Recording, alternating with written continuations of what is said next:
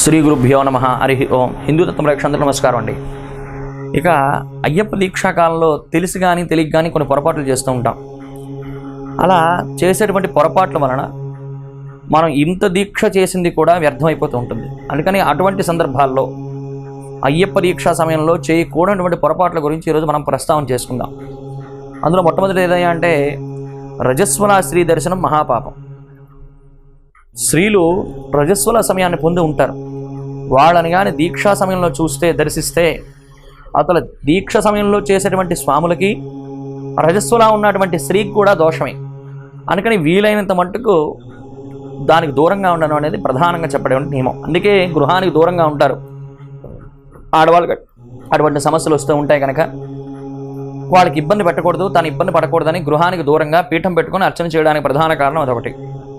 ఇక రెండోది, భోజనం దగ్గర చాలామంది ఏంటంటే వెల్లుల్లి పర్వాలేదు అని చెప్తున్నారు. అది కానీ నిషిద్ధం. ఉల్లి వెల్లుల్లి రెండూ కూడా భోజనంలో నిషిద్ధం. రెండూ కూడా రజోగుణ సంపన్నాలే. అనగా ఆ రెండింటినీ కూడా భుజనం చేయడానికి వీలు లేదు. భోజనం చేసినప్పుడు కానివ్వండి, అల్పాహారం స్వీకరించినప్పుడు మాత్రం ఈ రెండూ లేకుండా ఖచ్చితంగా చూసుకోండి. మూడో నియమం, ఎప్పుడూ కూడా స్నానం ఆచరించిన తర్వాత విభూతి రేఖలు లేకుండా, అంటే ఖచ్చితంగా శిరస్సు నుంచి తాను ఎక్కడెక్కడ విభూతి ధారణ చేయాలని నియమంలో చెప్పారో అక్కడెక్కడ విభూతి ధారణ చేసిన తర్వాతే స్వామి దర్శనం చేసుకోవడానికి వెళ్ళాలి. అంతేగాని చాలామంది ఏదో ముఖానికి ఒకదాన్ని పెట్టుకొని మిగతా అంగాల దగ్గర విభూతి రేఖలు పెట్టుకోకుండా దర్శనంకి వెళుతున్నారు. చాలా పొరపాటు అది.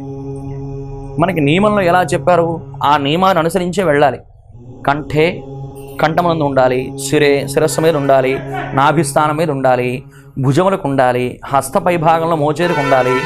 ఇలా ఎక్కడెక్కడైతే మనకి విభూతి రేఖలు పెట్టి ధారణ చేసి స్వామివారి దర్శనం చేసుకోవాలని చెప్పారో అలాగే ధారణ చేసి అలాగే దర్శనం చేయాలి. ఇక మూడో నియమం ఏంటయా అంటే ప్రధానంగా ఇది చాలా విశిష్టమైనటువంటి నియమం. చాలామంది ఈ రోజులలో పూర్వకాలంలోనైతే అయ్యప్ప దీక్ష వహించేవారు తన భార్యని కానివ్వండి, సోదరిమణులు కానివ్వండి దగ్గర కూడా చేర్చుకొని వెళ్ళేవారు కాదు.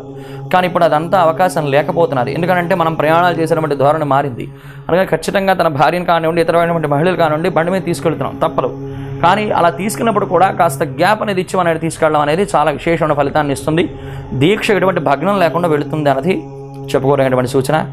ఇందులో ఏమైనా పొరపాట్లుగా మాట్లాడి ఉండే అవకాశం ఉండొచ్చు, కానీ ఇది నియమం తప్పకుండా చేయవలసింది అని పెద్దలు చెప్పారు. అందుకే దాని గురించి మేము ప్రస్తావన చేస్తున్నాం. ఈ నియమాన్ని పాటించి స్వామి యొక్క అనుగ్రహాన్ని ఇంకా పొందుదాం. నమస్తే.